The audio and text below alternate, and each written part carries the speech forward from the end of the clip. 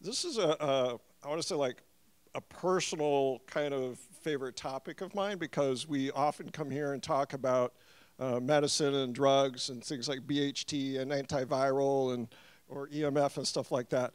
And injuries and stem cell therapies and all those kinds of things, but we don't often talk about basic mechanics of how you're standing, walking, and getting around. And you know, it can happen where you have an accident, you get an injury, or an illness or whatever, something that changes your behavior, something gets weaker, you start behaving in a different way, and that kind of cascades as muscles weaken or atrophy, or because there's pain there. It can even be, in my view, it can be unconscious. You can have this sort of progressive thing, your body's kind of, you're unconscious to the fact that you're compensating. Had a personal example of that was when I tore my ACL. But I didn't really understand that my ACL was torn. I mean, I knew it hurt a lot, but I also got better. And I went that way for about a year and a half before I finally went and had the surgery to replace the torn ACL. And what was striking to me is when I'm on the examination table with the orthopedic surgeon, then puts his hand on top of my two thighs, and that one hand was clearly about an inch lower than the other, which was a sign that my thigh, the thigh on the side that had the injury, I was just unconsciously using the other leg more and that leg less. And this was a problem that was going to keep going on, not to mention that if your ACLs aren't in place, then you get extra wear on your cartilage and stuff like that in that knee. So it makes you shorter on that side. So anyway, we had a speaker 2 months ago, Andrea Salima, she's here. I actually went and did a session with her, and it really helped a lot in my back. So this kind of thing is, I think, underestimated. So with that, I'd like to tell you a little bit about Dr. Wong and introduce him. He has attended Palmer College of Chiropractic in 1974 and has been in practice for over 30 years. He's done research and published papers on spinal biomechanics. He has been director of Active Life Medical Center, a multidisciplined alternative health center for over 20 years. Despite his achievements in alternative medicine, he saw a lack of consistent postural symptomatic results with traditional chiropractic. His observation of older chiropractors that have severe postural breakdown and lack of mobility alerted him to the fact that chiropractic care was desperately missing something. He believes that something has now been found. So please welcome Dr. Fong.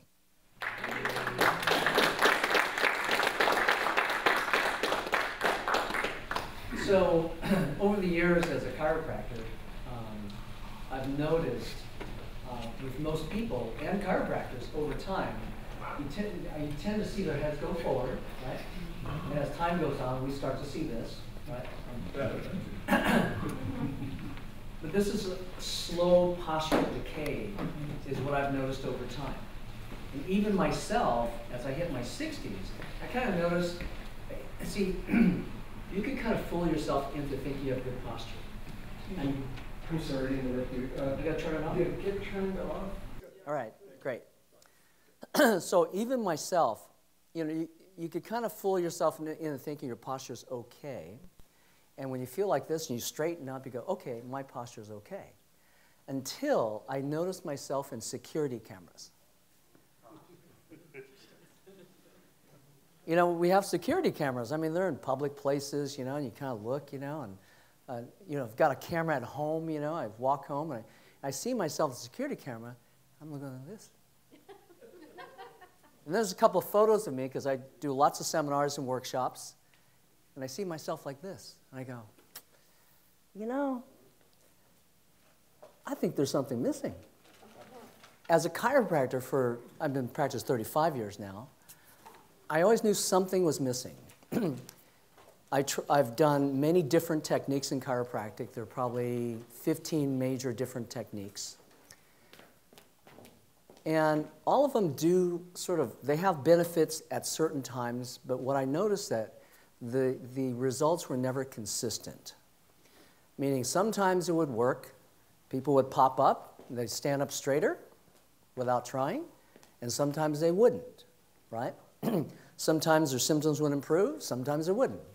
It was hit and miss, and I thought I was one of the better chiropractors in the area. So over the last few years, there's been a couple of new discoveries that changed everything for me professionally. So much so that after I finished with my alternative medicine practice, I decided to go back in the chiropractic practice and practice structural chiropractic. So here's I think we can agree upon is that if you stand up, you take a breath, and you relax. Most people, if they were honest and relaxed, their bodies would slump forward like this, right? Now, you can make yourself up to a certain point. You can make yourself straight. You can tighten up your muscles. You can change your posture structurally, up to a point. But as your structure decays, it's harder and harder to stand up straight to the point where you can't. And the body gets really stiff. Now, most physicians would just say, well, you're just getting old. I mean, that's just sort of, they can't fix you, so they just say it's natural just to be decayed, right? We're a group that doesn't accept that, which is awesome, right? You know, we're not normal. Actually, somebody said I was normal, I'd go home and cry, you know. And I had a, you know, over at Kaiser, my physician says, you know, your lab work is much better than average. And I just looked at him with a scowl. I said, well, that's no good. You're comparing me with the average American health? That's like, you're good. I'm not death and dying. Okay, good. You know?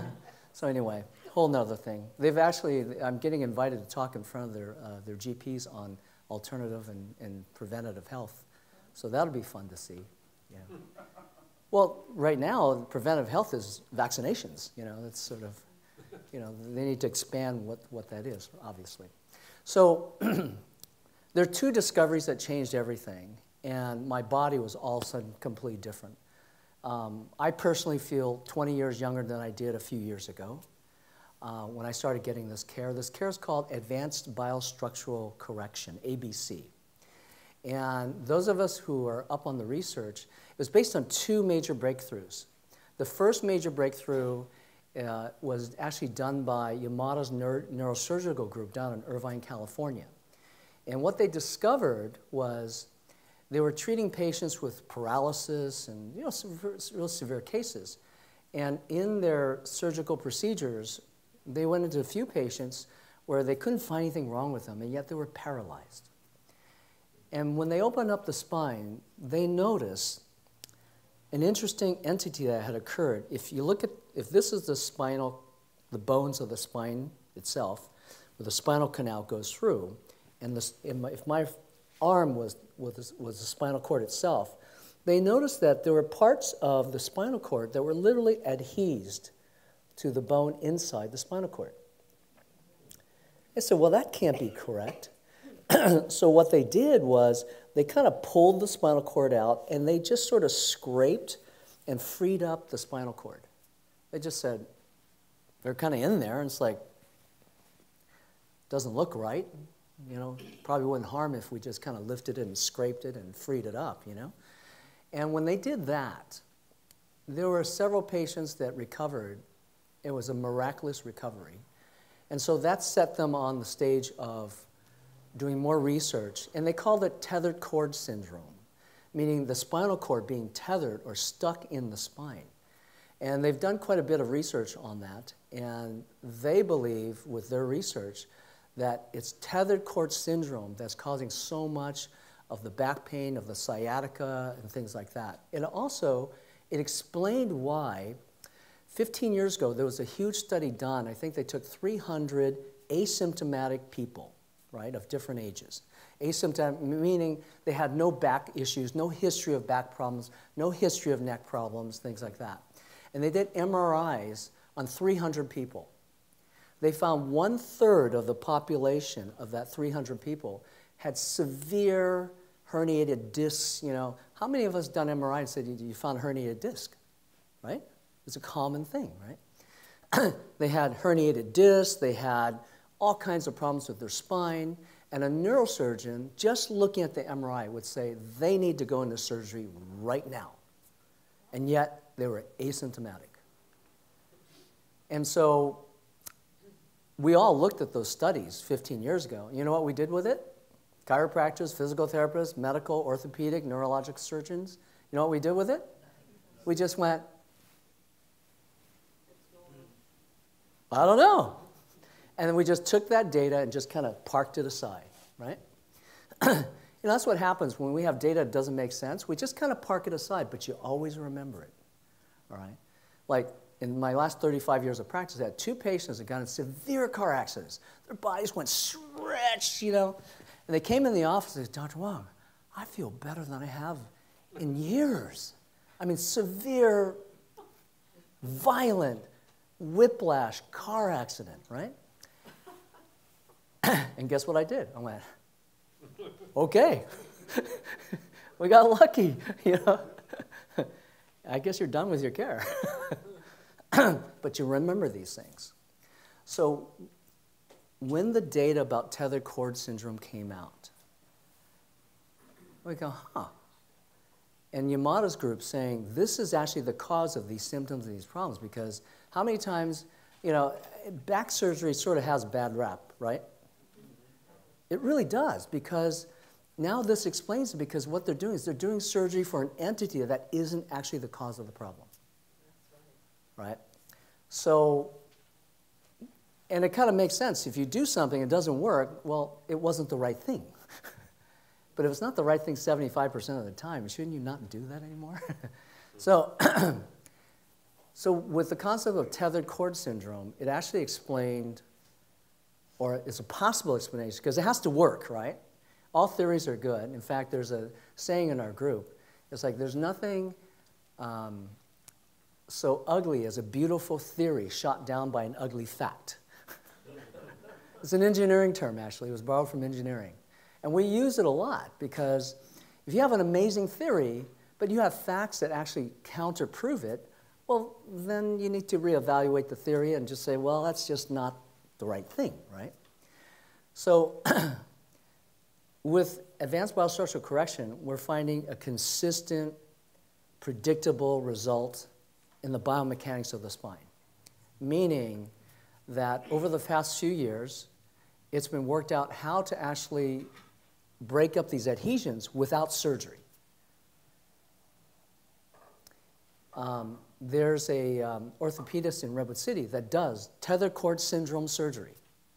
I ran into one of his patients. You know, she was applying for a job. Says, yeah, Dr. Santiago, he found tethered cord syndrome in my spine, opened my spine, freed up my spine, and my sciatic pain is gone. And I just thought to myself, he was lucky, because these adhesions occur from here up to here. They can occur anywhere along the spine. So if that adhesion was here, pulling on the spinal cord, causing sciatica, he's operating down here, he's missed it, see? Anyway, that's where that's gone. So I can't demonstrate a release because, you know, it's a big stretch, just let you know. There's a certain way to diagnose where these adhesions are, and how we break up these adhesions is a huge stretch. You're on the table, you're not strapped down, but you're supported, and depending on where the adhesion is, it's a stretch that just really opens up the spine. Now, it depends on how much adhesions you are. Somebody who has a lot of adhesions, I mean, they're just moving this far. You know, their bodies are like this. You notice, people, if they're like this, well, they can't even stand up. Those are adhesions in the spinal cord actually causing that lack of range of motion. But how do you know how do you know that's what's causing this? Well, you take x-rays, you can see. If things are fused, we're beyond the point that we could undo that. The question is, how do you know there are adhesions causing that lack of range of motion? My answer is, well, you take x-rays, you look at the structure, you look at the bones. If they're all fused, you go, well, It's a mechanical issue. Well, they're fused. Can you do this work? No, you can't, right? So the person still has to have some range of motion. Fortunately, most people are not in that kind of condition. What does happen is certain areas of the spine will be fused, but not the whole spine. There are certain conditions where the whole spine gets fused, but that's rare. That's not a problem. So we see, I have plenty of patients who are failed back surgery patients, and one for one, they're actually getting results now. You know, we've had patients come in and just snarl at me and say, they don't even like me, they don't believe I could help them. And I go, why are you here? Because I've heard too much about you. I said, what the heck? I got nothing to lose. They turn out to be actually the nicest people afterwards, actually, yeah. So the first concept is tethered cord syndrome and releasing those adhesions and how to do that. The second concept is this. You know, with chiropractic, you know, I'm sure many of us gotten adjusted here, right? And you've gotten the adjustments, you go, right? Right? It can be helpful to get a manipulation because it kind of frees things up and can change things, so it can actually make you feel better, you know? And sometimes it doesn't, right? But it turns out that the only bones that we're worried about in the body, structurally, are bones that go forward because there's no muscles directly behind to pull it directly back. See, we have lots of muscles that rotate our body. We have muscles that flex ourselves, you know? But what we don't have is we don't have muscles directly behind our spine to pull it backwards. So when a vertebra goes forward, this is the theory, but I'll show you how it actually works in actuality. If a bone goes forward, there's no muscles directly behind, so what happens is the body will torque it. And so if something goes out in your low back, for example, the body will sort of twist and compensate to try to take pressure off.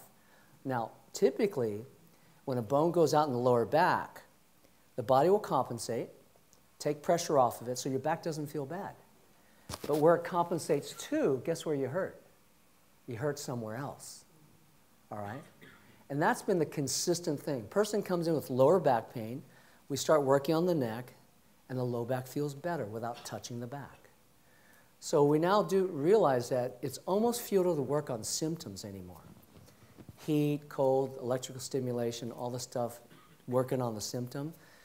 It's just spotty in how it works.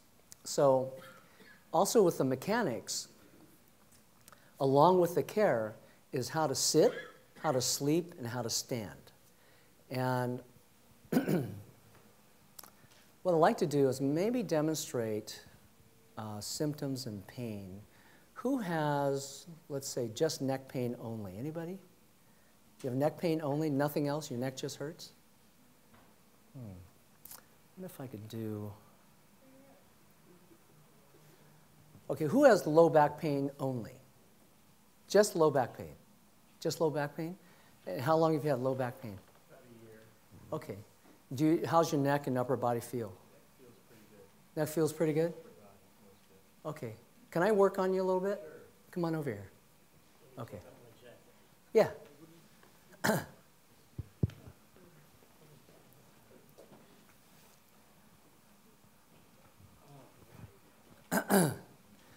So, Okay, thank you. you okay? All right. So, you don't have to say anything. We're good. We're good. So I'm going to do a couple of checks on you. Okay. And then I'm going to work on this part of your body. Okay, good. Now, does your back hurt right now? No. Okay. Well, right Okay. about here. Now, let me ask you this. So just standing here, does your body hurt? Yes. Just standing here, your body hurts? Yes. Like how much? Just a little bit? About a 6. About a 6? Okay, Mm-hmm. that's pretty good. So you live with a lot of pain? Yes. Okay. So he says, my back doesn't hurt, but it's a 6. That's pretty significant. So you've been living with this for a while? Yes. Okay, so About a year. without moving, it's a 6. Mm-hmm. Okay, good. All right, we have something to work with. If it wasn't hurting with you standing, I'd have you bend, move around, and tell me if that hurts. And Okay. typically, then it does. We don't need to do that. Don't need to do that. Yeah. Okay, so if you look, take a breath. Let your body relax. All right.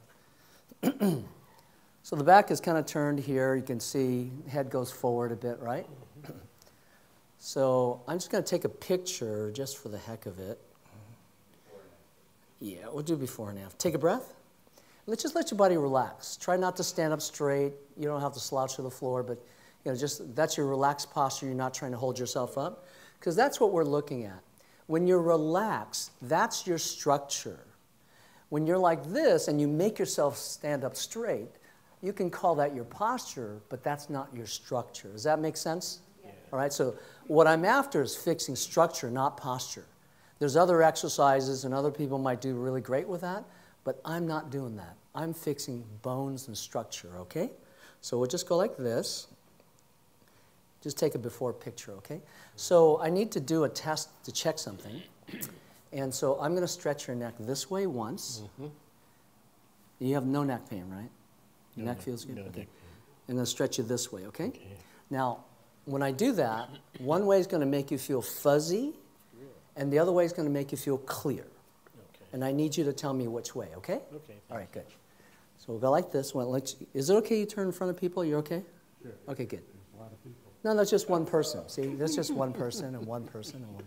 There's not a lot of people. We're just one people, right? Okay, good. Yeah. I hate it when people say "you guys" to me. I go, I'm only one guy, you know. Okay, so I'm going to stretch you this way. Okay. Okay. More clear or more fuzzy? Seems to be more clear. Good.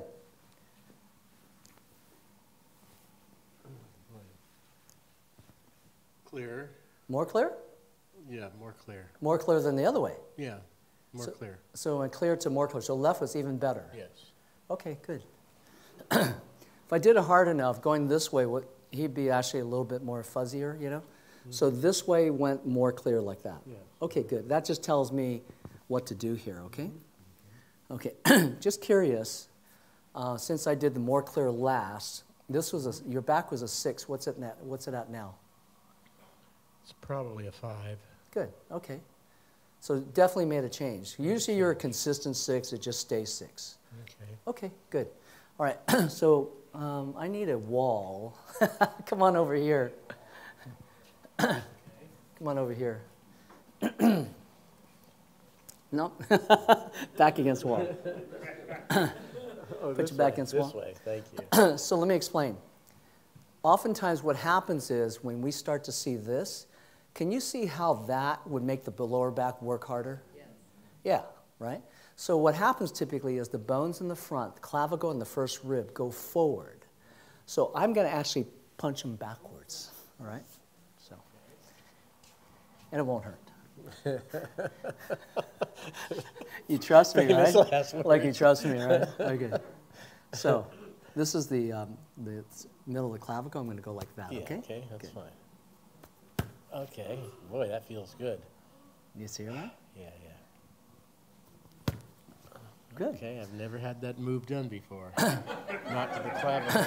Wait till he hugs you. So, so now, if his face got tight at all, I would do something else because it means that the rib below was not in the right place. Okay. But you stayed smiling, so that was good. Okay, so come on over here. Okay. And I want you to stand here, face that direction. Sure. Okay, so just curious, it went from a 6 to a 5. Where's it at now? It's probably 4 and a half, 4 maybe and a half? 5, maybe 4. Okay, so we're making a significant symptomatic change, and we haven't touched your back. We haven't touched the back, all right? Okay. So I'm going to just take a picture here. Let me just take a breath. Let your body relax.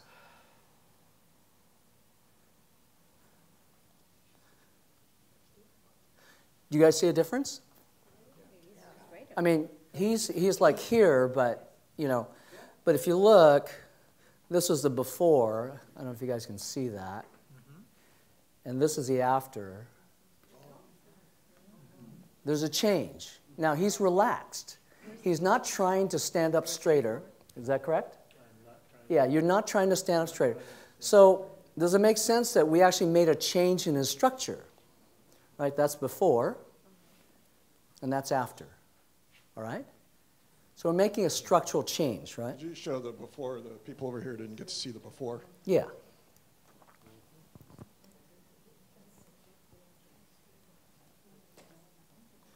This is the before. That's the before. And that's the after. Okay? So now, I know this works because I could visibly see a structural change.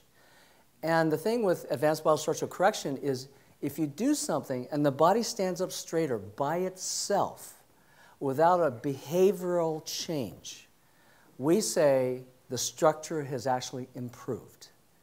If you do something and the body continues to collapse and break down, we say the body is breaking down. And if we could agree on that, it's a basis for a whole new physical medicine that's based on observation. In this field, there has been so much thinking and opinions without looking. For the first time now, we're looking at things, okay? Okay. So where's your pain now? Mid-back right about here. Yeah, but the lower back, what's it at? Lower back is about a 2. About a 2? Yeah, it's about a 3 right here. Okay. About a 3 right there? It's different. Yeah.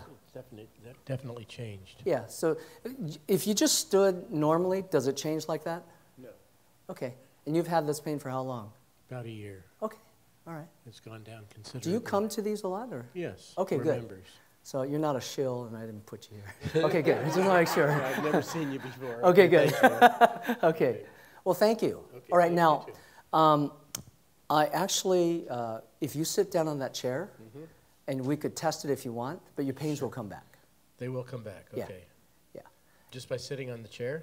Yeah, because the chair mechanically, and I want to show you something about chairs. So is it okay you just stay there? Sure. Because the pains aren't coming back, and okay. Here's the other thing about structure, is if you sit or stand in a way that collapses your body, would you say that's good or bad? Bad. It's bad.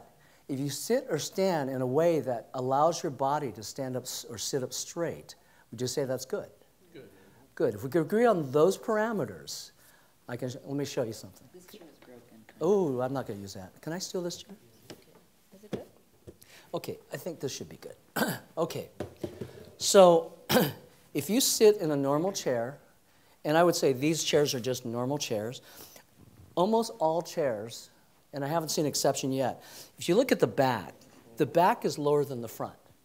This chair, if this is any better because it doesn't have arms. This is probably better because I think it's flat.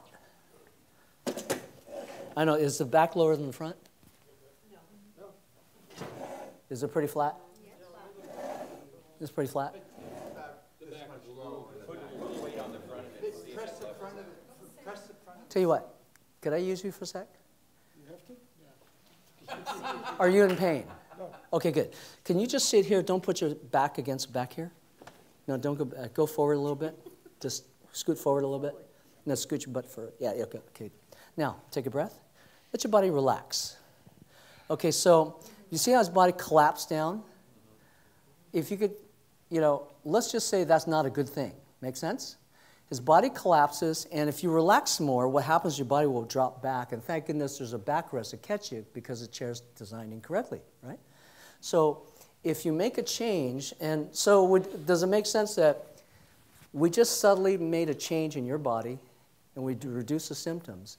If you sat and your body went clunk, that could throw a vertebra forward again, because I pushed it back is what I did. And body collapses down, of course, symptomatically, I would expect it to come back. And we could test that if you want, but I can still fix you again. All right? So there are chairs designed so that the seat of the chair tips forward. Now, most chairs, they tip backwards, right? And when they do, when you sit down, you could make yourself good posture, but it takes a lot of effort. And by the time you make that second phone call, your body goes clunk, right?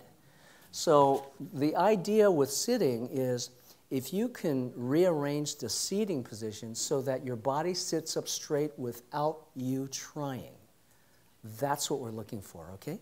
So let me put this under you and let's see what it does. Let's go stand up. Go ahead and have a seat.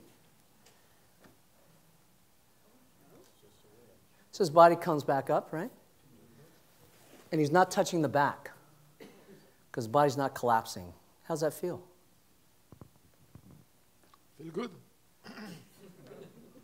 But you tell me, am I sitting straight? Well, how's it feel to you? Well, it's feel, You feel straighter? yeah. Yeah. And everybody can see your body's a bit straighter. Sometimes you need a can you take a bigger picture? wedge. And I brought some people need a bit more of a wedge. So go ahead and stand up for me. Let's see if this helps even more, okay? Have a seat.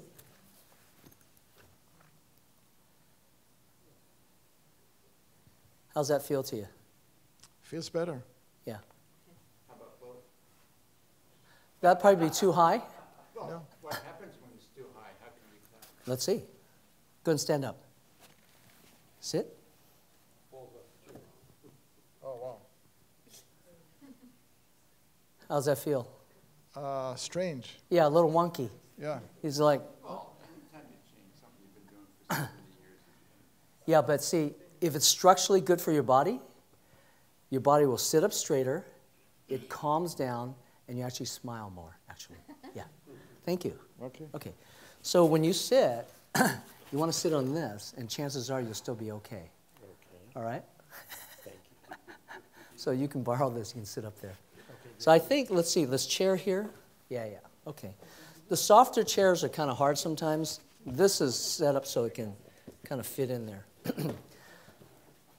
So the body compensates. And where you compensate to is where the pain is. So what's your name? Paul. Well, so with Paul, only having low back pain, the theory is that it's compensating for something else. But see, if that's true, you should be able to test it. And the thing with Advanced BioStructual Correction, it can be tested many different ways, and the outcomes are consistently positive and predictable with that, all right? So by adjusting his neck and taking pressure off here, his lower body didn't have to compensate as much, and it feels better. Compensation causes pain. You know, if you have a torn meniscus and you're walking crooked, your whole body's compensating, right? If somebody was pushing me here, my whole body's going to compensate to try to take that pressure off. And where my body compensates to is where I hurt. If somebody's pushing me here, after a while my low back's going to hurt, and vice versa. And it's consistent like that all the time. Now, if a person has neck pain, back pain, headaches, arm pains, leg pains, they've just got so many things going on. We just slowly get it more lined up, and the body does better and better that way. So the key thing is, if the person's standing up straighter without a behavioral change, that's what I'm looking for. Because then, if they can stand up straighter, imagine if they did better exercises. Imagine if they knew more things. They can actually apply these things much easier, all right? So with sitting, to have your body sit up straighter, I have these wedges, and they just change the chair. There are chairs that are designed this way. So the standard with sitting is this. I have ergonomics people that come to my classes in the clinic, and they're just shaking their head the whole night. At the end of the night, I go, tell me what you think. He goes, this is exactly the opposite of what I've been taught. But he can see with his own eyes the benefit of doing it this way, right? You know, the measurements they do, where your monitor is and all that stuff, you know. Everybody's a different height. You know, you can't do it that way, you know. So if you want to see where your monitor is, you set up your chair. So first of all, sitting, you should be able to sit for a prolonged period of time and not have back and neck pain. You should be able to sit for a prolonged period of time and your body doesn't slouch forward, all right? And typically, a wedge like this goes a long ways to achieving that thing. So if I'm sitting here, and by the way, if one side's higher than the other, for each of us, if you raise one side higher, you'll do better. Which side, left or right, I can test it for you, but you can just test it yourself, because if your posture is down like this, if you take a breath, it'd be less air. If your posture is more upright and you take a breath, it takes pressure off your lungs and you'll breathe better. So if I sit like this and I try to go straight, even though I'm not slouching, I'm breathing a certain amount. I put a wedge under here, same thing. Same effort, I'm breathing probably 30–40% more, right? I don't know if you saw that, right? And that takes a lot of effort to get that air. And it doesn't even look good, huh? Look, now I'm sitting like this.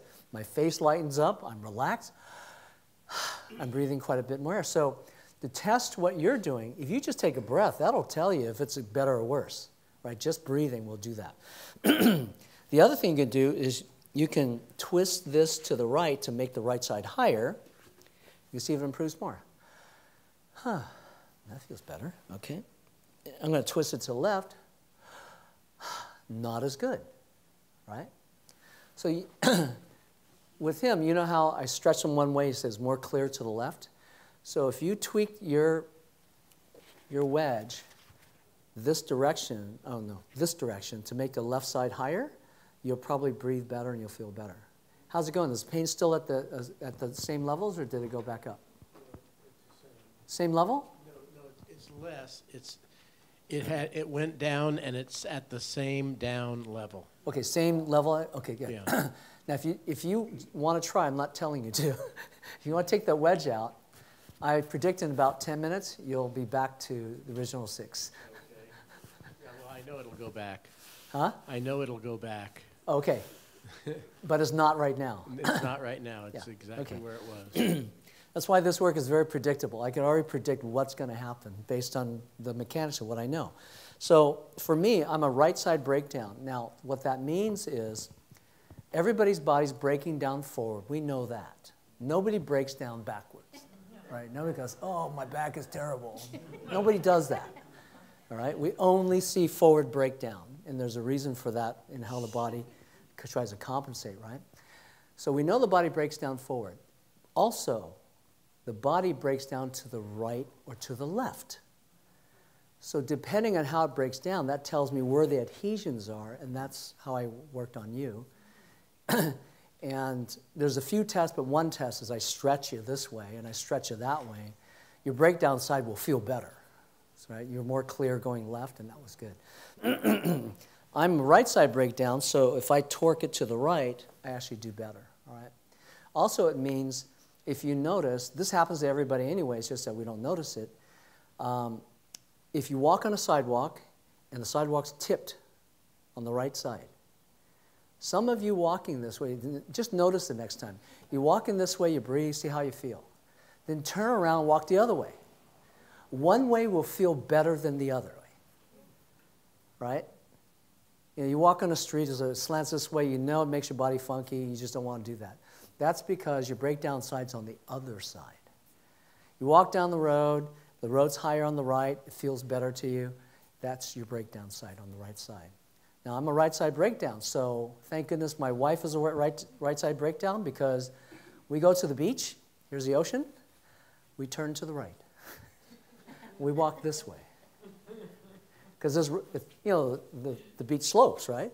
Now, when I come back, I walk way over to the inland because it's flatter, and I walk back this way. And it's not that it hurts me. It's just that when your body's in better structural alignment, you can tell when it's not quite right. We'll go to dinner. It's funny, my wife was laughing at me because I bring this wedge, right? And I sit down, I go like this, and then restaurant chairs are horrible. It's like there must be a conspiracy to make your backs bad or something. I don't know. But I bring this, and I'm just happy. I was like, ah, oh, good.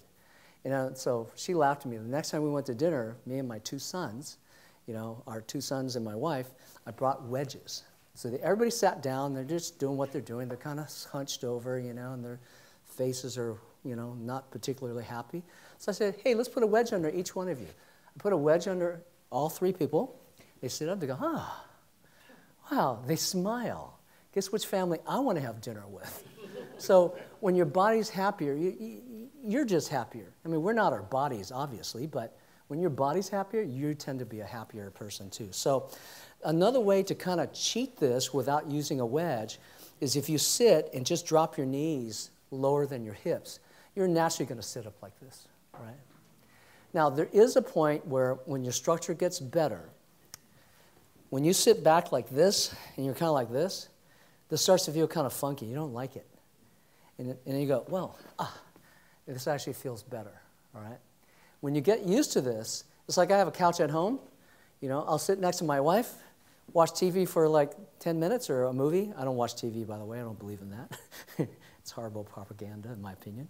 But, you know, I'll sit here and I'll do that. And after about 10 minutes, I'm on our ABC chair. I'm just sitting like this. If I watch TV, I watch it like this, right? In a car, this is made to fit inside the car with the bolsters coming up. The problem with some cars is the headrest goes too far forward. So if you sit in your car and the headrest is even touching your head, it's pushing you forward.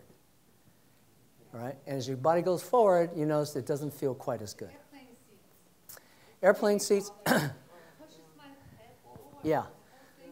So if you feel anything pushing your head, it's making you do this. And it makes your body just, scientific term, funky. All right? And I don't like it either. So what I do is I'll get my jacket and I'll fill in the space right here so my body gets pushed forward a little bit. So I'm sitting like this. Now with an airplane, if it's a long flight, you could fall asleep. The last thing you want is to fall asleep and your head go down this way because it'll pull bones forward. And when you get up out of the seat, your back will be tight. You know, this happens to everybody anyway, but just people think it's normal, right? I have patients now that sit in the airplane with a wedge, with a jacket back here, and with one additional thing. I tell them to go to CVS and for $5 buy a whiplash collar. You know, the little here with a little Velcro in the back? You know all these things they sell at the airports, you know, for you to sleep and all that? If you test them, they don't work because when you go like this, your head goes like that, right? So a simple $5 whiplash collar I put around here, you know, small, medium, and large, and when you relax, your head just goes just a little bit, a few degrees. So I will fall asleep on a long flight. I can sleep 5-6 hours easily. And I'm sitting like this. My seat isn't even pushed back. It's straight. And I'm so well balanced, I fall asleep like this. I wake up, I go, oh, this is awesome. I get out of the chair, I go, wow, my body feels awesome. You know, you don't hurt. I have patients doing this now. They go, Dr. Wong, I'm the only happy person leaving the plane. Everybody else is funky. They're like, long flight. You think it's a long flight. No, it was the bad seating position, all right? So that's sitting, and if that helps you, you can sit forward, and you know that'll make it easier.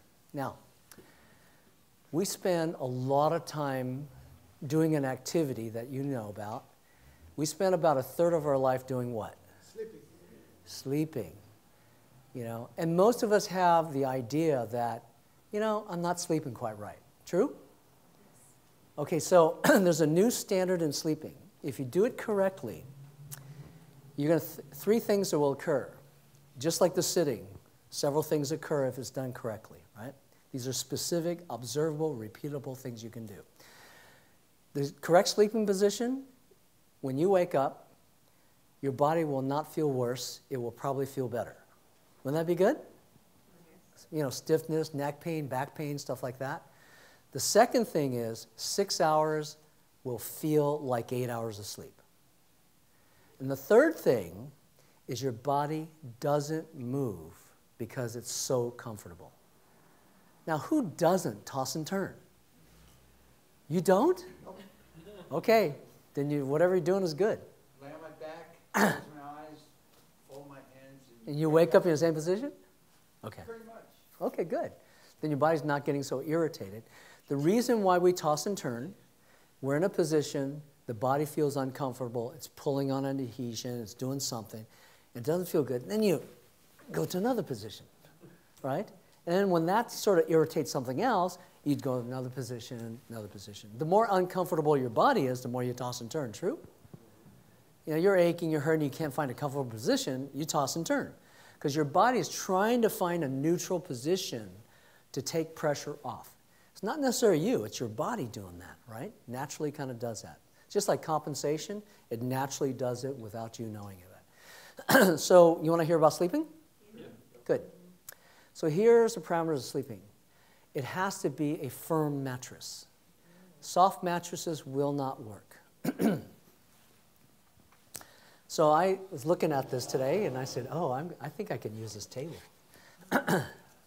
So Now, would you agree this is a pretty hard mattress? It's extra firm. Now, I always say you can get a firm mattress. You can always make a firm mattress softer, true? But can you make a soft mattress firmer? You can? How do you do that? Okay, that's for like a mattress that's really bad, right? Okay. Maybe you could put, maybe, I don't know, I haven't tried it. So this is pretty firm, and would somebody like to volunteer to lay on this? Who thinks this wouldn't work at all? Okay, darn it. Yeah. Good. Now he's really good, because if you do it wrong, his back will hurt. Yeah. Because we do it wrong, your back will hurt. Oh, where's the pain right now? What level? About a 3. About a 3? Okay, About a 3. That's pretty good. All right.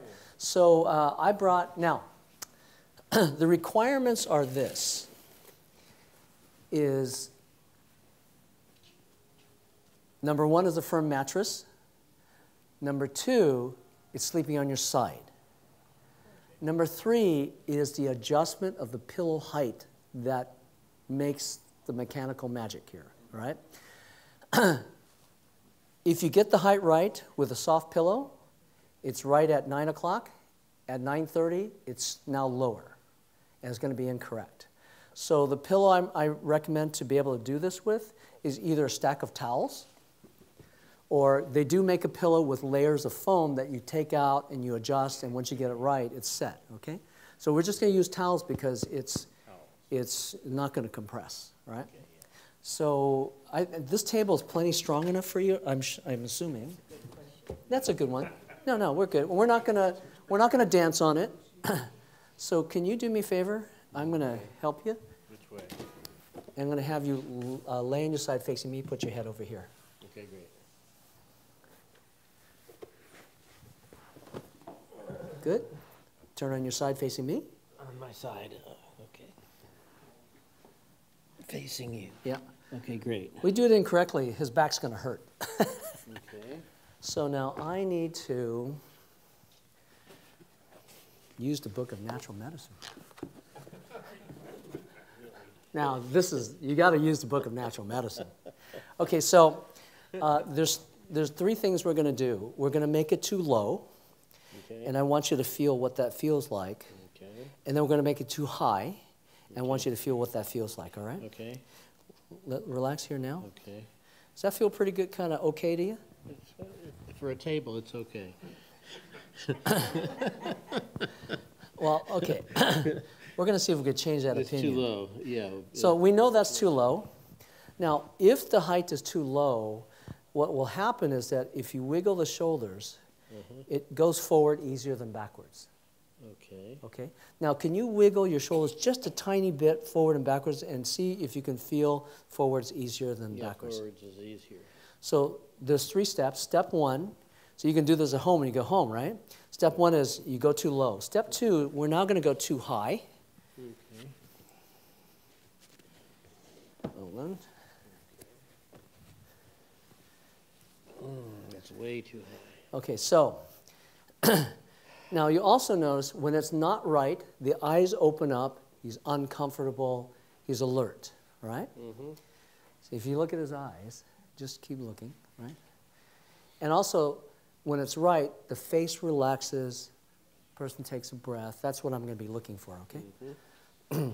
So now, if you go back and forth just a little bit, which way is easier? Right. Going back easier than right? Back is easier. Yeah. So when it's too high, the shoulders will roll backwards, easier in front. Now, we're just talking about half-inch motion both ways just to feel it, okay? So now what we're going to do, now that we know what's too high and what's too low, we're now going to dial it in.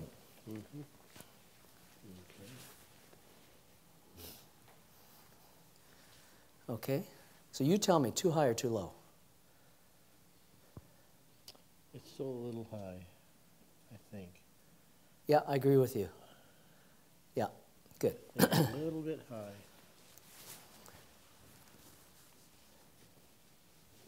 Okay, that feels good. Okay? And it feels better, too. Yeah. Okay? You can actually tell which side is off, huh?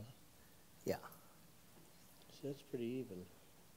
We're getting pretty close. You notice as we get pretty close, he's breathing a little slower, his eyes are a little smaller, you know, his body's just sort of more relaxing. Good? Mm-hmm.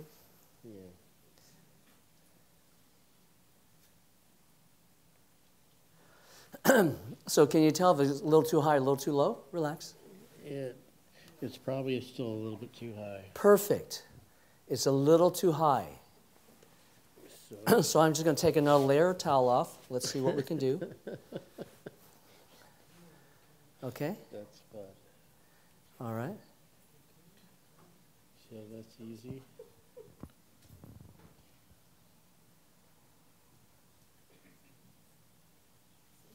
A little too high, a little too low. What do you think? It's about right. Yeah, It's right about right. yeah. So, And the left and the right feels good, or Yeah. the in or the out feels so good. as we get closer, Mm-hmm. the voice gets a little bit more slurred. The eyes are a little smaller. You know. It's actually pretty good. Now, how's the table feel? How's the bed feel? It's not bad at all. Yeah. Got a question. If we shut off the lights and nobody was here, could you actually fall asleep? I would go to sleep. You could actually yes. fall asleep. Okay. Yeah. Absolutely. I'm tired, but you know. Yeah.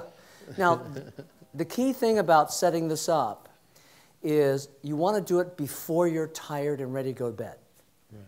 Because if you do it when you're kind of tired, you're just going to get it half right and you'll just fall asleep. And you wake up, your neck will hurt, it'll be kind of funky, you know, and it won't be quite right. Cool? Yes. And that's sleeping, so you do it too. All right? Okay. Now, question, how's the back feel? Feels fine.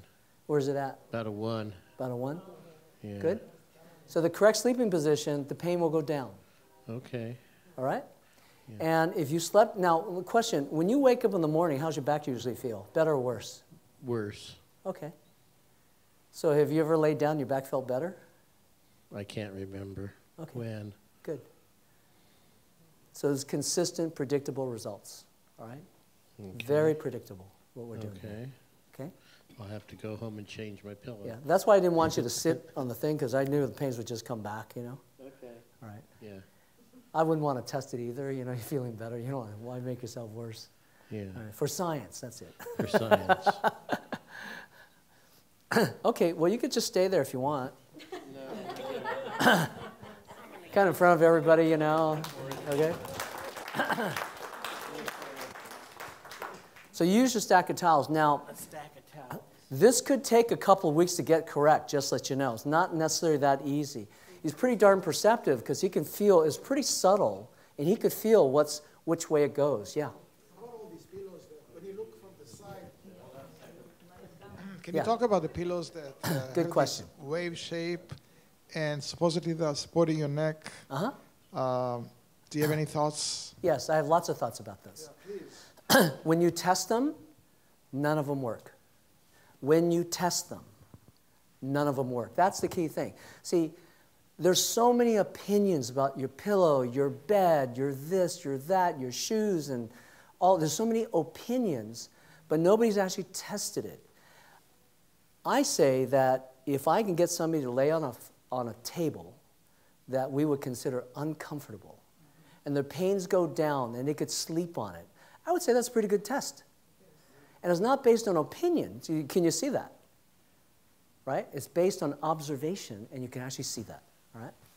So on testing of these things, they just don't work. They get soft, you squish down, and it could feel good momentarily, and then it goes bad, you know, so it's just a waste of time. So the only pillows I've seen work are the ones that have layers of pillows so that you can do exactly what we're talking about.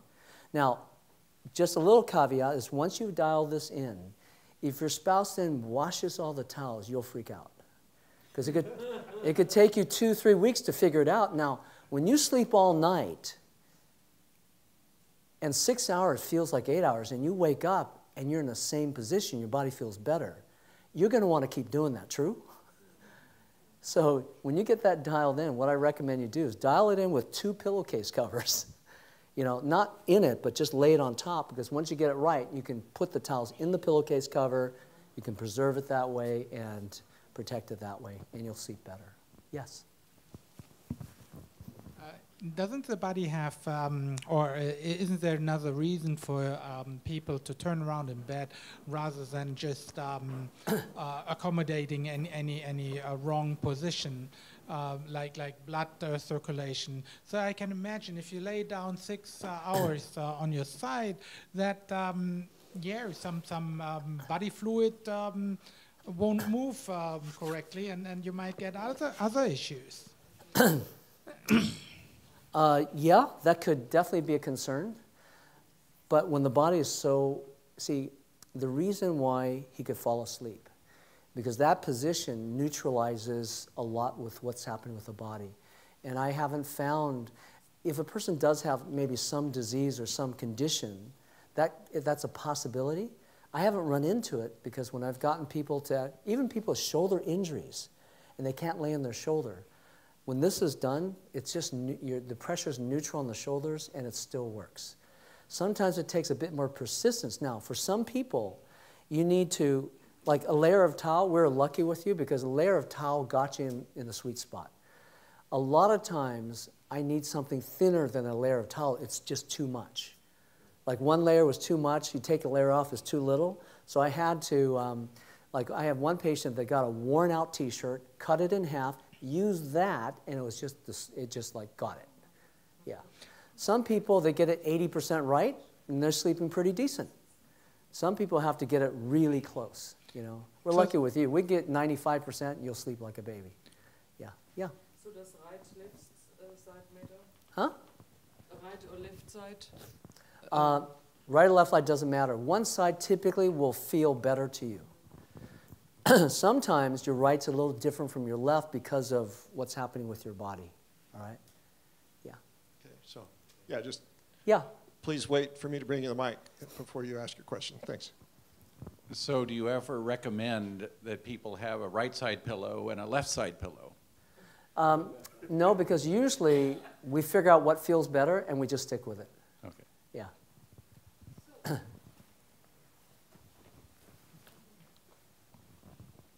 What website do I go to get the layered pillow? Its website is ezposture.com. Sells these. E as in Edward, Z as in zebra, posture.com. ezposture.com. Yeah, the letter E, the letter Z, posture.com. They have these pillows, and they have everything that I use in the office, actually. Yeah. Yeah. Do you have a question here? Thank you. Yeah, what about a high-tech solution that uses some type of scanning process in real time to wind up measuring everything, and then has some airbags and stuff to do the readjustment? I like the idea. You and I can talk about it later, see how we can execute it. I do have a patient who's a fabricator. He's looking at making an adjustable one of these, and to actually adjust it according to the weight. I deal with a lot of joint issues in my neck and such.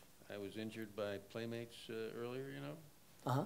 So I actually have some considerable experience and some other ideas about how to deal with joint problems in general. Good. I like it. You know about acoustic emissions? Acoustic emissions? You know, the clicks and pops that joints make? Yes. Well, if you had an array of sensors, you could zero right in on where it's coming from. And you could do a diagnosis based on the signals from the sensors without going to an office. Well, and then have exercises prescribed in relation to the signals that you got. I love the idea. Yeah. We'll just have to test it out and see if it works. Right? Yeah. It works on pressure levels. Okay. What effect does, I mean, the way they, excuse me, the way the legs are arranged is, you've seen these pillows that are supposed to hold your legs apart and help align the spine that way. Some people feel more comfortable when they're on their side to have some kind of cushion between their knees, and they feel more comfortable, and that's fine. There's nothing wrong with that. Yeah. I don't recommend a big pillow because it Right, kind of right. spreads your leg a little too much, I think. But, you know, it's whatever will actually get you to sleep all night without moving because your body's so comfortable, and 6 hours feels like 8 hours, and your body feels better when you wake up. See, I'm after the parameters and the result as opposed to how to get there. You know, if having a bigger pillow gets you there, I would recommend it because it produces that result. Cool?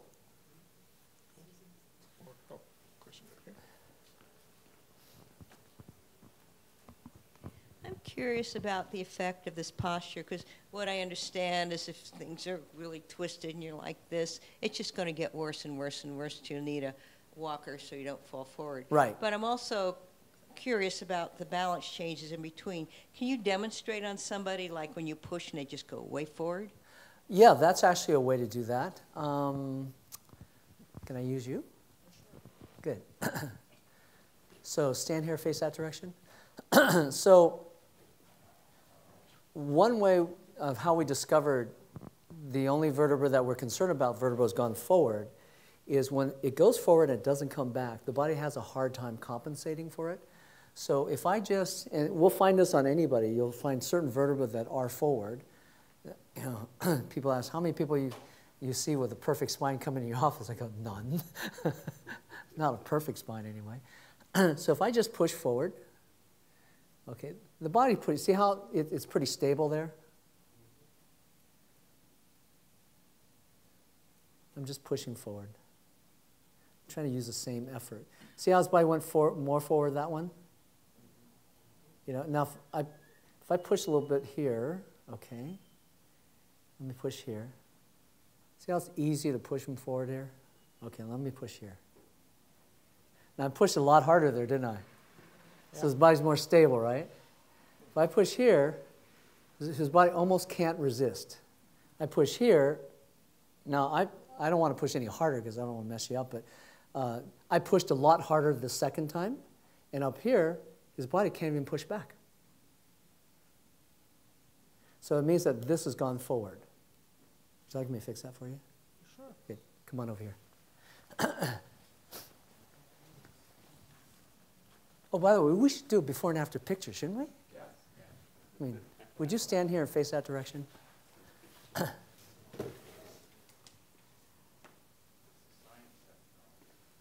Yeah. If it's a true science and it's mechanics, it should be repeatable, predictable, and the results you should be able to test it in different ways and come up with a consistent result. Take a breath.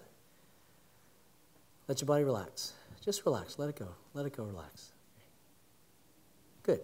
Come on over here. So that was this one right here, huh? Okay. So we're going to...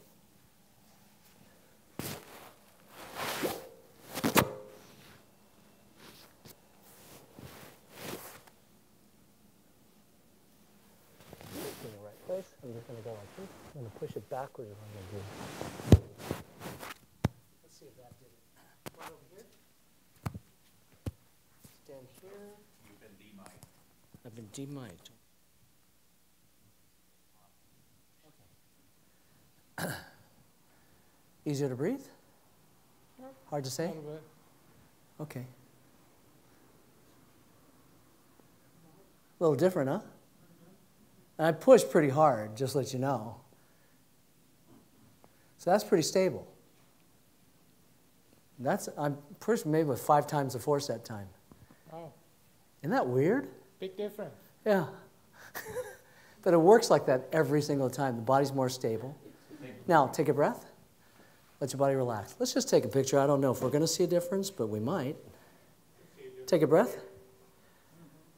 Let go. Relax, relax, relax, relax. Okay, now let's take a look.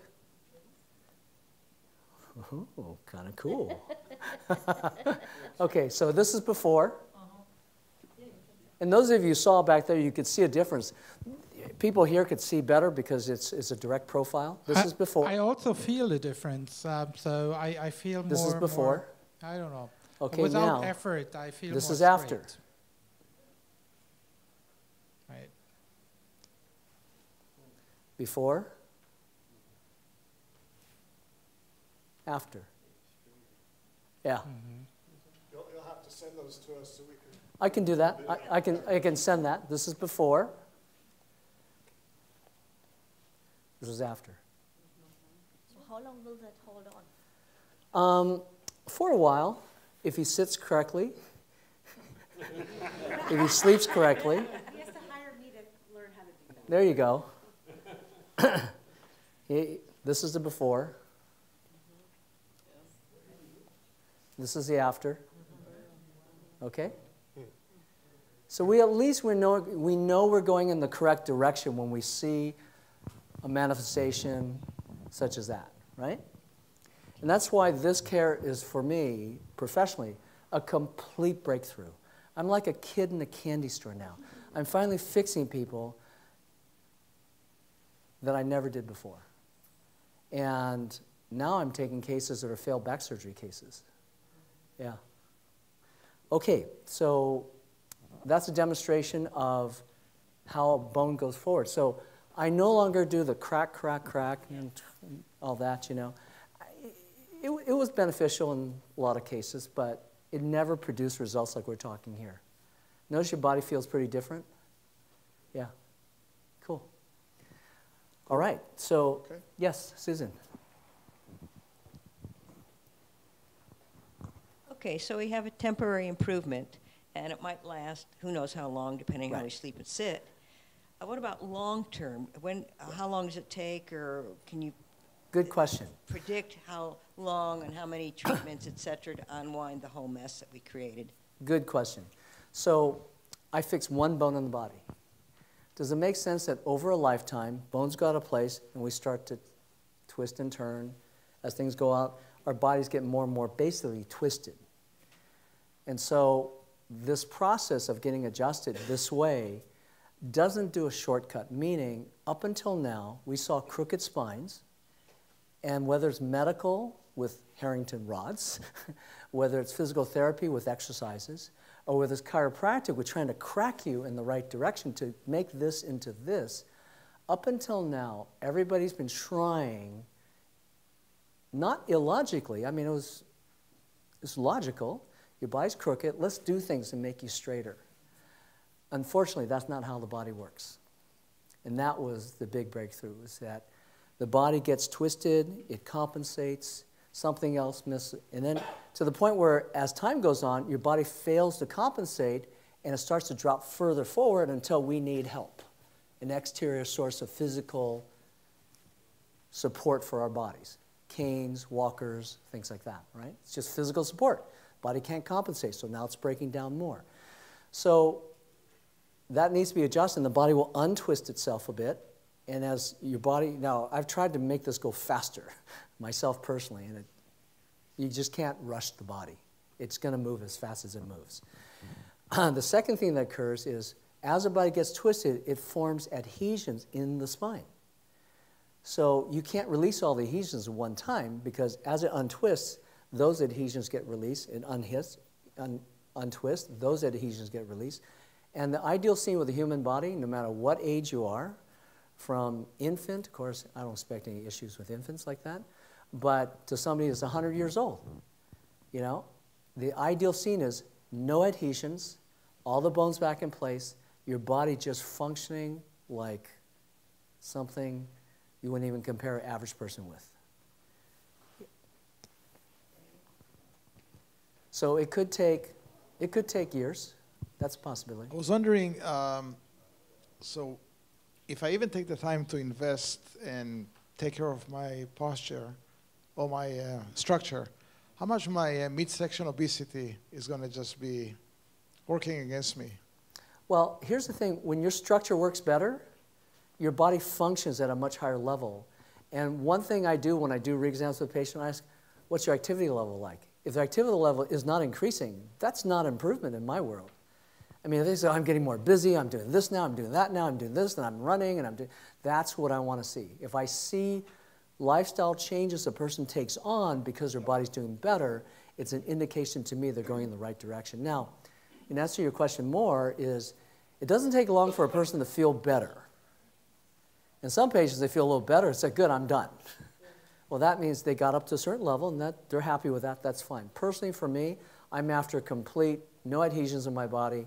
You know, I'm 67 years old. I feel like I'm 40. I can jump about this high with both feet. It's like, no, I want to go better than that. I want to see how much better I can be, because 70 is like, just let me tell you, it's like, to me, that sounds really like far off, you know. I'm 67. It's like 3 years, like.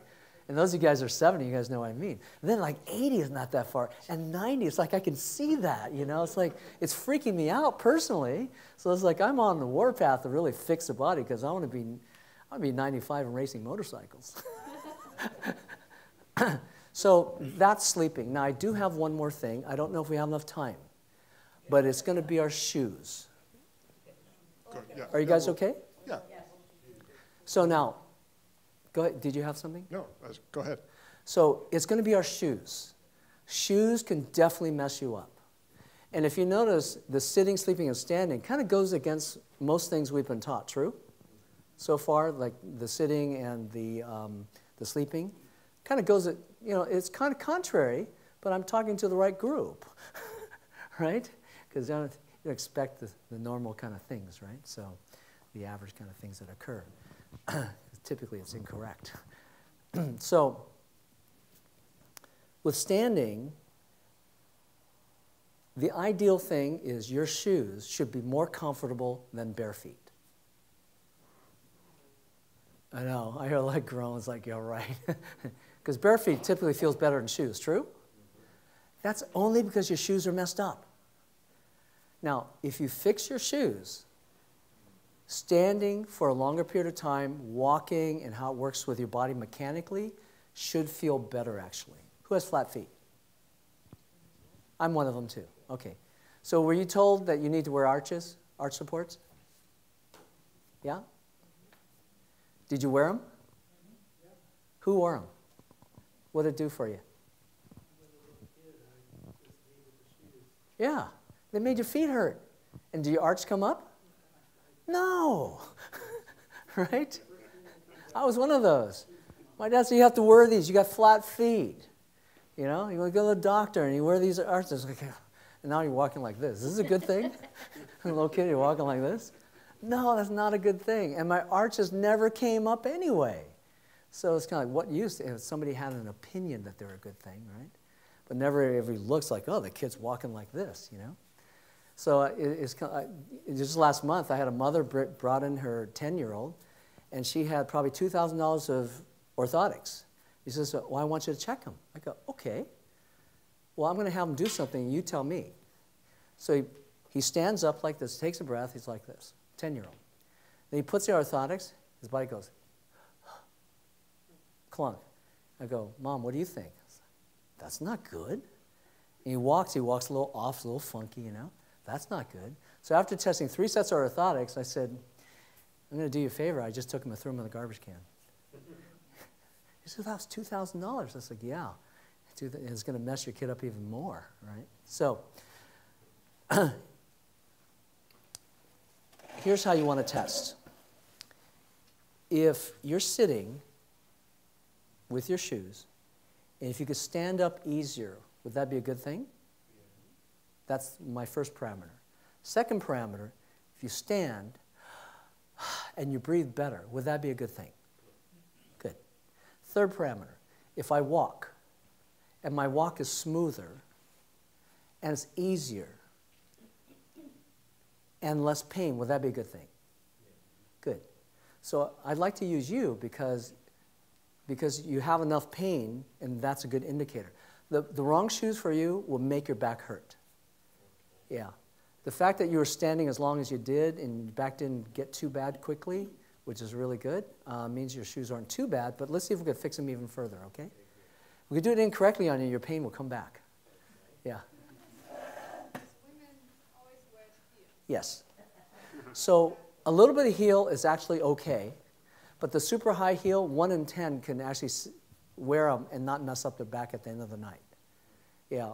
I go to conference in Las Vegas, and 10 o'clock, my wife is watching me look at all the women. No, I'm looking at mechanics. I really am. It's like, they're all like I don't think that's good for her, you know. And then like 1 out of 10, they just look graceful, they're relaxed, they're, you know, you can just tell that mechanically it's not so bad for them. So let's have you have a seat here. Sure. Not too long. So we're going to compare 3 things, okay? We're going to compare barefoot with the shoes, and we're going to determine, are shoes a plus or a minus, all right? Is it a good thing or a bad thing? So go ahead and stand up for me. So just notice how much effort it took. That's just going to be a baseline. Your shoes are going to be a baseline here. Okay. Now take a breath. Good. Now let's just take a walk down there and back. And we can just see how your body looks when you're walking. Okay, just come on back. You can see there's a little efforty, it kind of lifts to the right side, you know. Yeah, okay. So good. Have a seat. Okay, now let's take off your shoes. And we're going to observe the same 3 parameters. And we're going to observe, is it better, same, or worse? Okay? So go ahead and stand up. Easier or harder to stand up? Easier, way easier. Yeah, now take a breath. You notice how much air? Much easier. Now take a walk.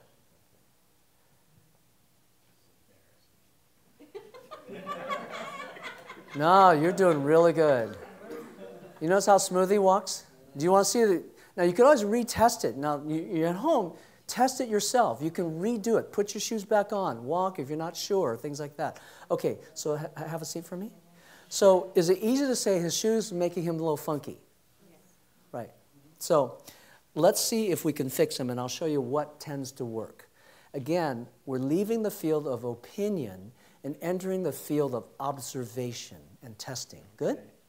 All right, now, so I have noticed that if shoes are tight here and they constrict the foot, big minus. I don't see that here. I'm looking at the size of your feet. It doesn't look like, yeah, it looks like they're wide enough.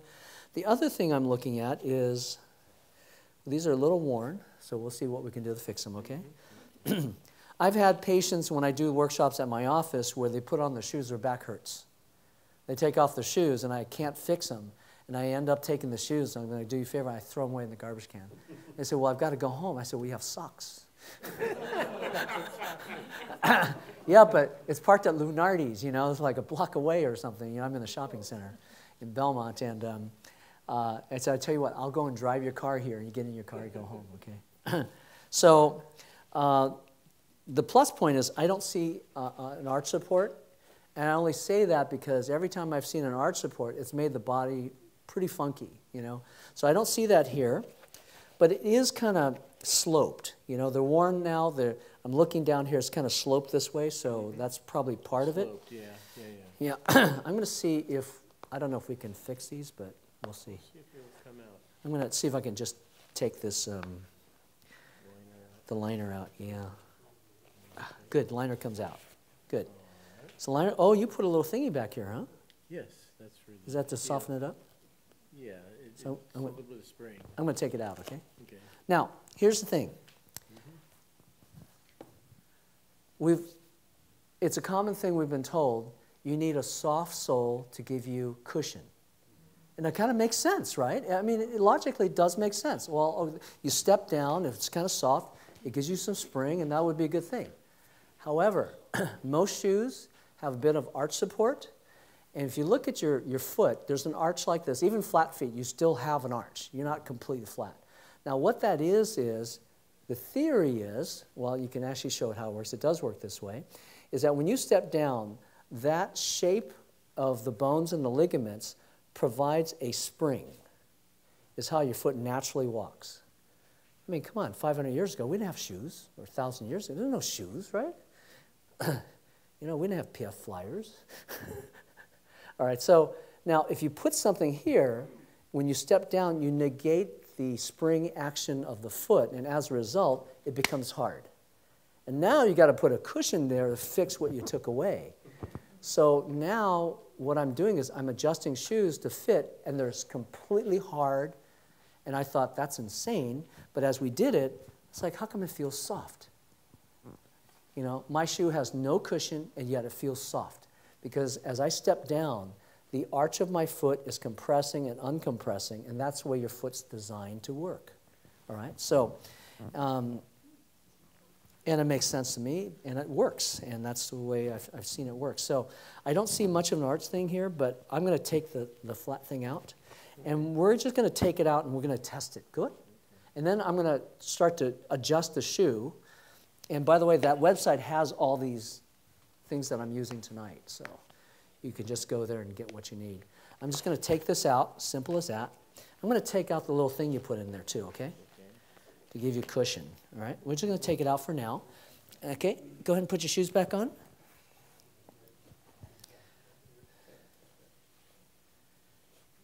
Good. Go and stand up. Easier or harder to stand up? Easier. Take a breath. By about 10 times easier. Yeah. 10 times. Take a breath. Okay. That's better than with the shoes. It doesn't. Well, we could test barefoot too, but go ahead and take a walk.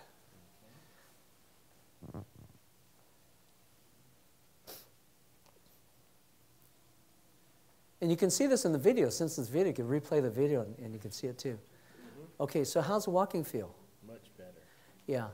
Let's take off the shoes and compare barefoot now. Okay. And let's compare barefoot. The goal is is to get the shoes feeling better than barefoot. That's what that's my goal here.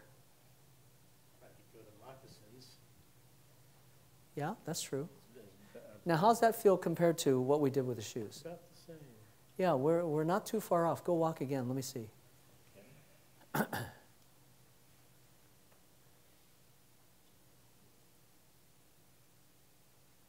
Your pain is not increasing, right? Good. Pain increases. Look at what you've been doing, and yeah. Okay. Good. Good. Have a seat. Okay, thank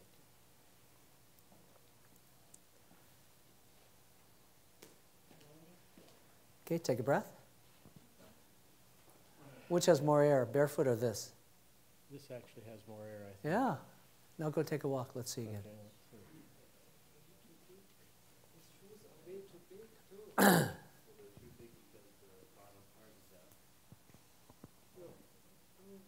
Okay, have a seat. Okay, great.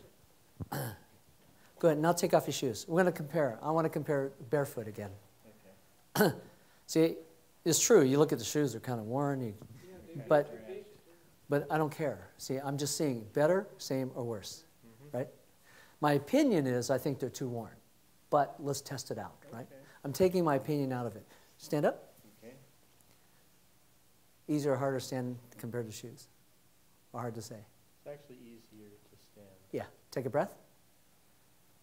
More or less air. About the same amount of air. Good. Now walk. Okay, great.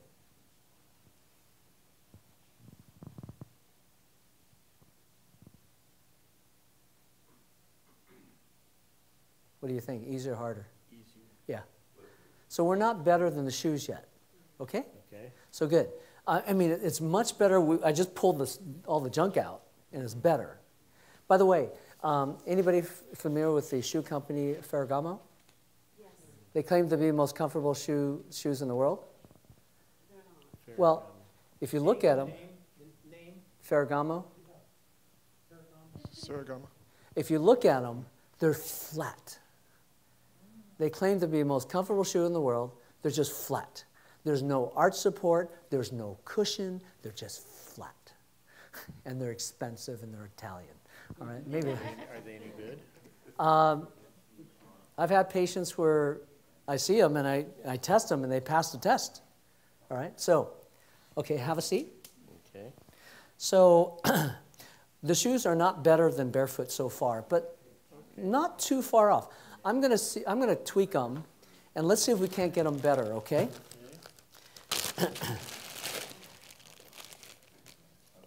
And typically, we do better with just a little bit of heel lift, actually.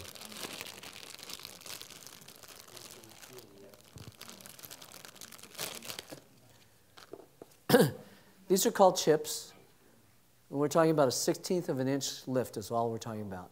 They're equal on both sides. One is not higher than the other. Okay? All right? I just put them in the back. I just placed them there. Okay.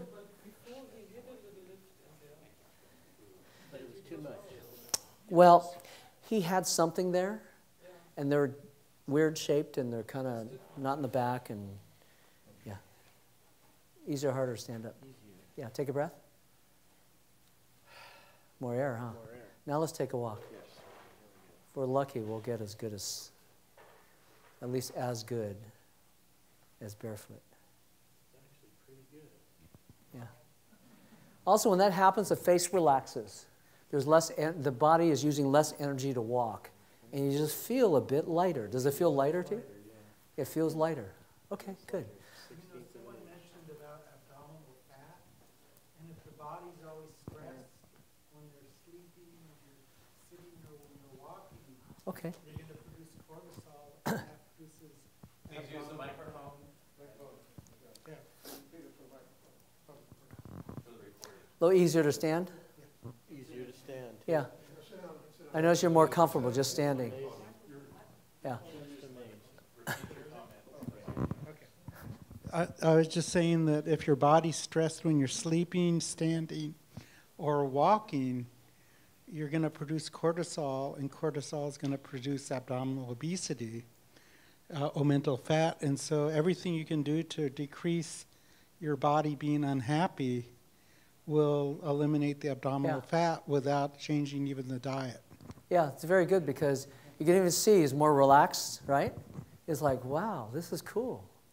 You know, when your body's in really good shape, like typically a lot of times after an adjustment for myself, I just feel like, oh, it's so balanced.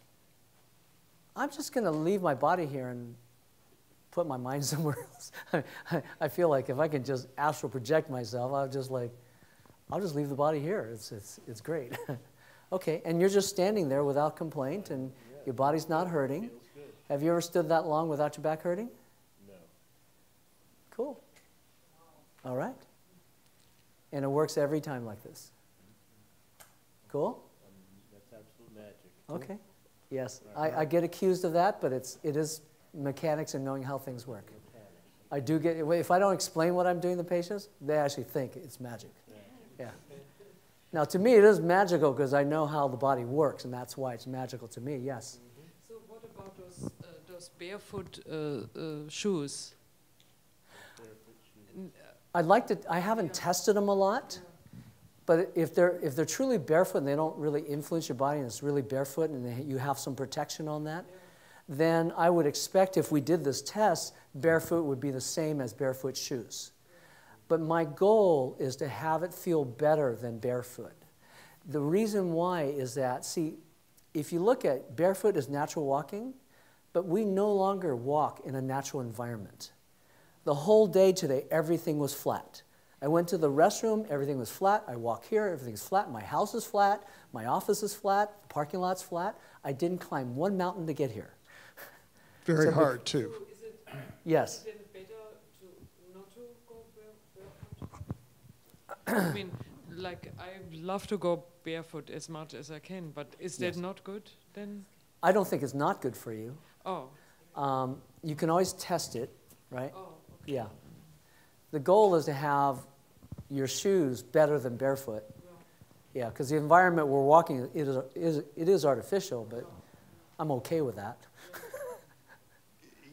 I had read not too long ago on a website, I believe, called Sprouts, that walking barefoot over rough ground with rocks increases working memory for children who do that type of practice because they have to keep track of more things to figure out where to put their feet. That sounds good to me because...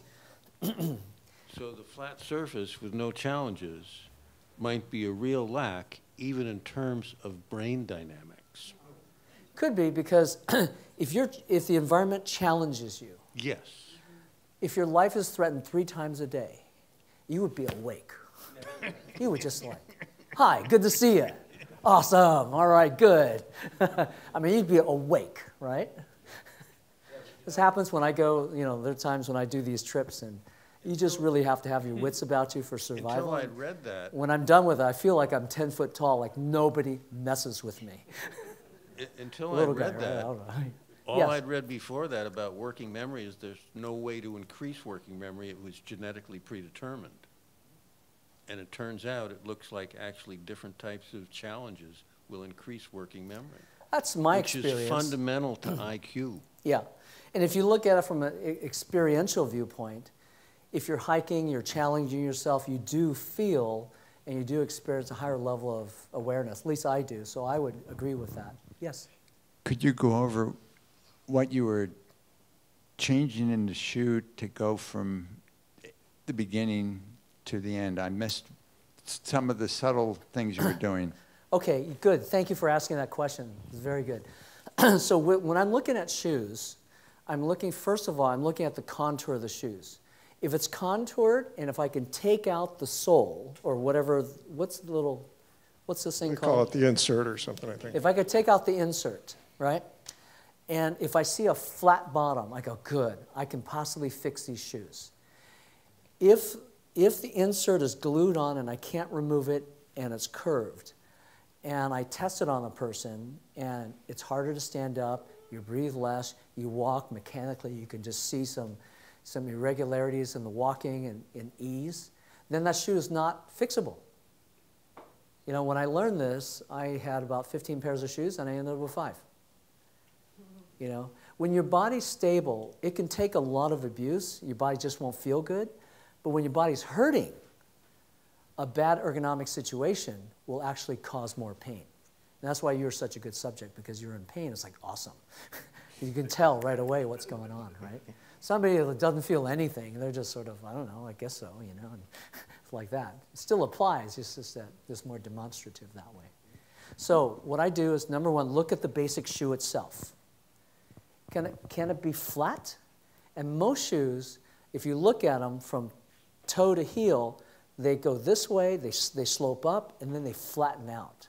That flatten out causes instability in my experience. And so what I do is, there's this little chip that takes up a little bit of space, and I start with that. And then I retest, right? I put that at the bottom and towards the heel.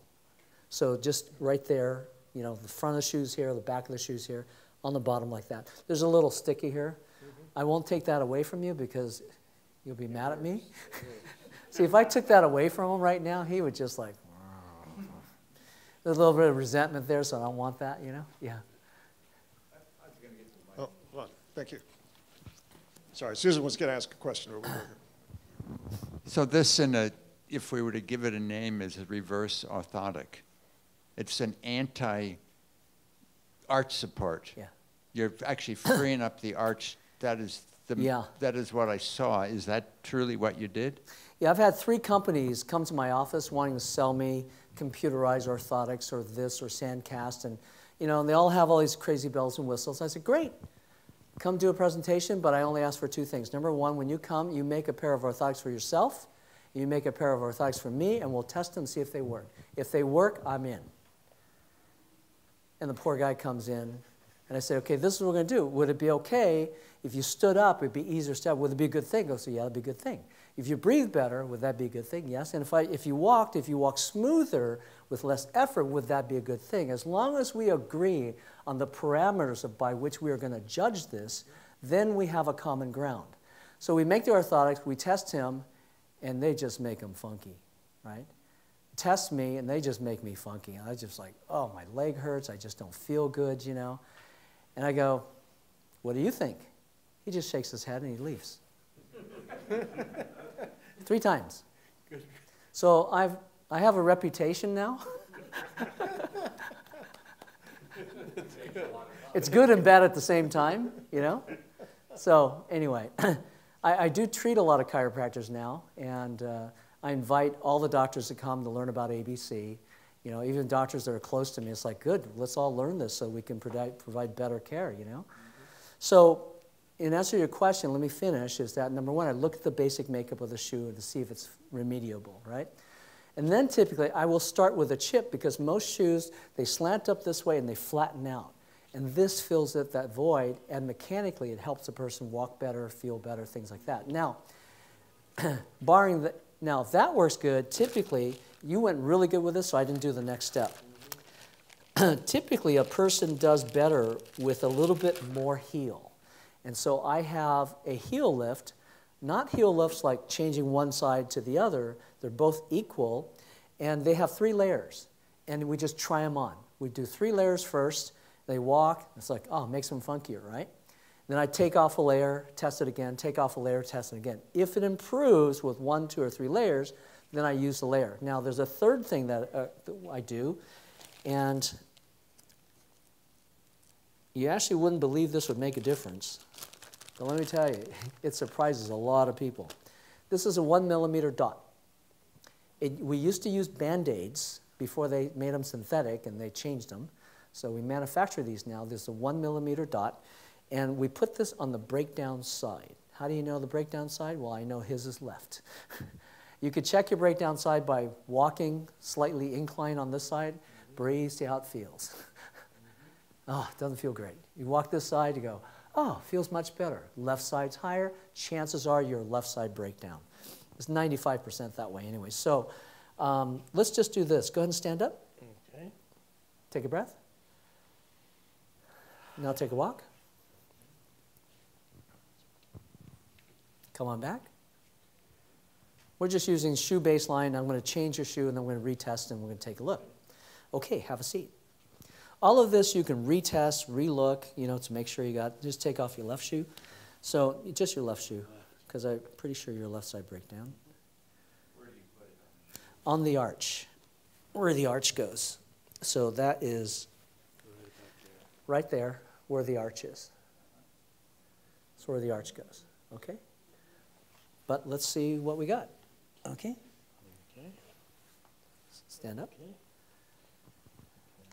Okay. Left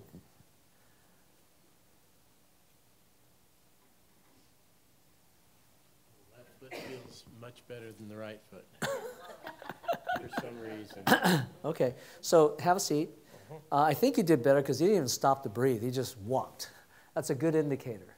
See, when the body wants to walk, you know, and it takes off and it does stuff, those are good things I'm looking for. So go ahead and stand up for me. Okay. Okay, easier or harder to stand up than with your shoes? Take a breath. Yeah, it looks like we got a little bit more air out of there. Like easier to breathe. Now, if you look at it mechanically, it's easier for him to breathe right now. Most people are breathing at much less than their normal capacity. I call it basal breathing capacity, meaning your normal breathing as you go along. If you're breathing, let's say 10, 20% less than normal over a long period of time, who knows what effect that will create? If you're just breathing shallow, compared to naturally breathing where, now there's exercise where you purposely breathe more and, you know, there are health benefits for that, but to be honest with you, you're working or doing things, you're not thinking about your breathing. So if we could make breathing easier naturally without thinking, I think there's an advantage to that. So you're breathing better. Now take a walk again.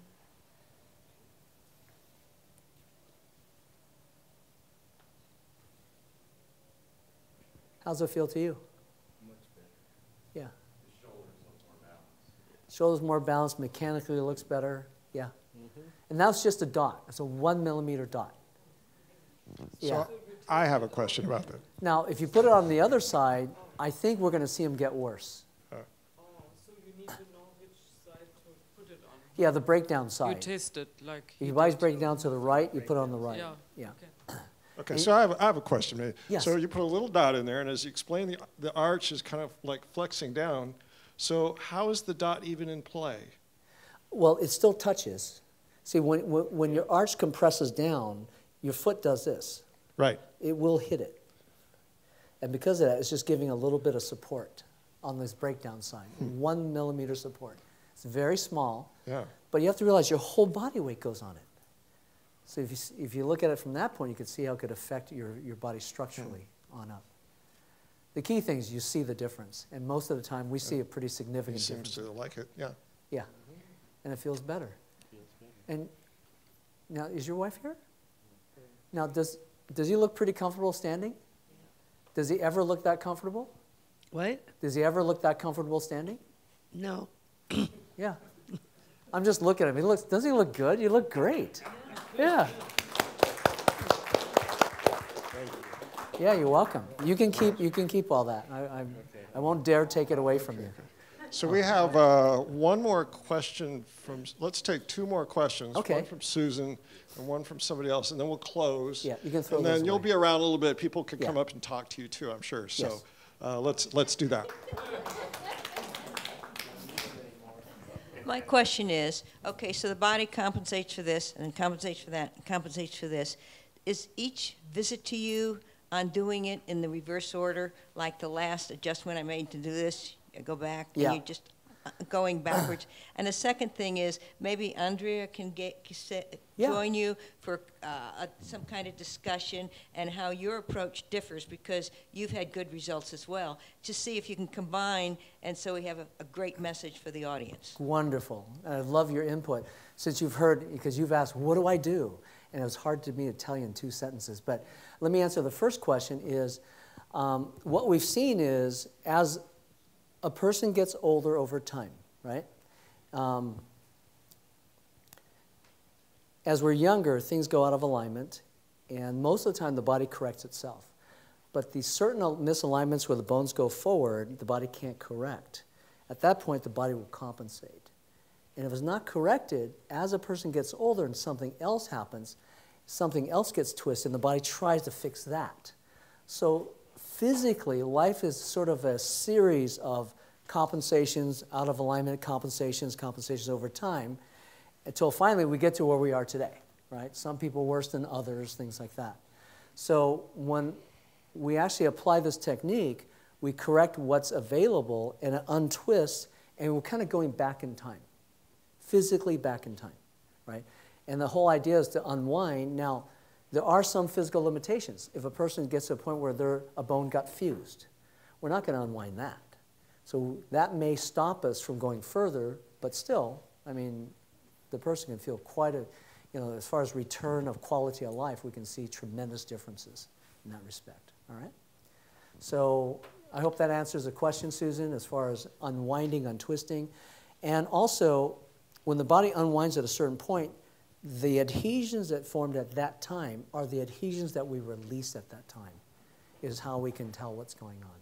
And this is just based experience of thousands of hours and thousands of patients and how things unwind. And we're seeing the patterns of what goes on, because many times patients will say, wow, I haven't felt that pain here for a decade. And what they'll do is they'll re-experience the same pain, but just at a less intensity, typically about half of the intensity that they felt it 10 years ago.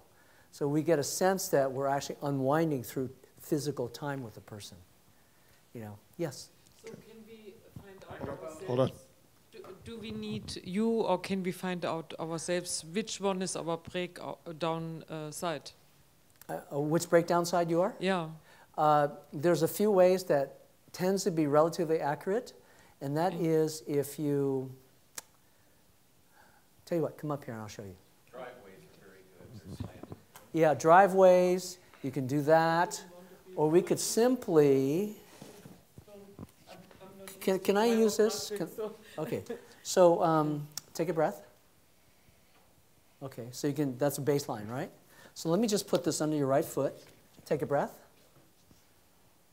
More or less there. Hard to say? Hard to say. Hard to say, okay. That's an answer too. Take a breath. I think maybe the other side was better. The better side, was it better? Thicker. Oh. Take a breath. Okay, let's go this way. One way is going to be easier.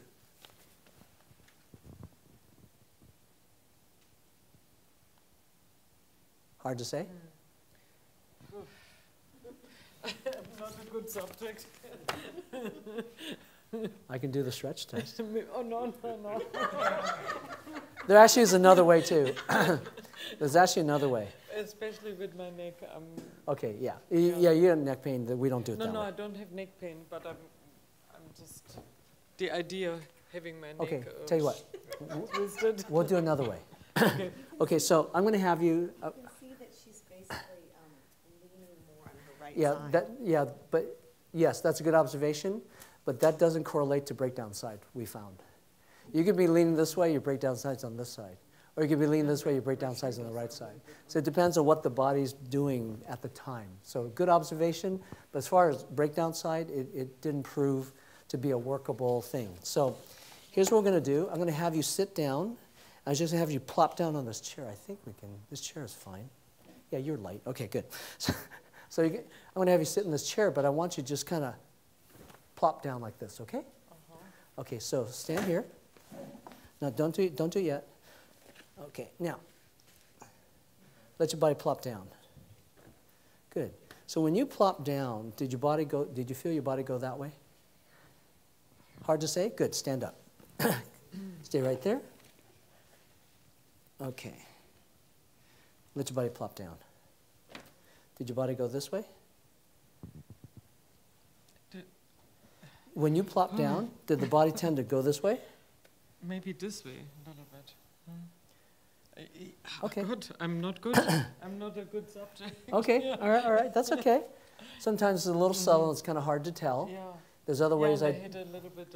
This is a little soft here. Yeah. Okay. So you might just want to walk and notice if the sidewalk is cambered one way. Yeah. Breathe. See how you, and then walk back the other way and see how that feels. If the breathing is easier, let's see if it's like this. Yeah. And if it's easier to breathe walking this way, your right side breakdown. The uphill side is the breakdown side, right? The uphill side that feels better is the breakdown side. Okay.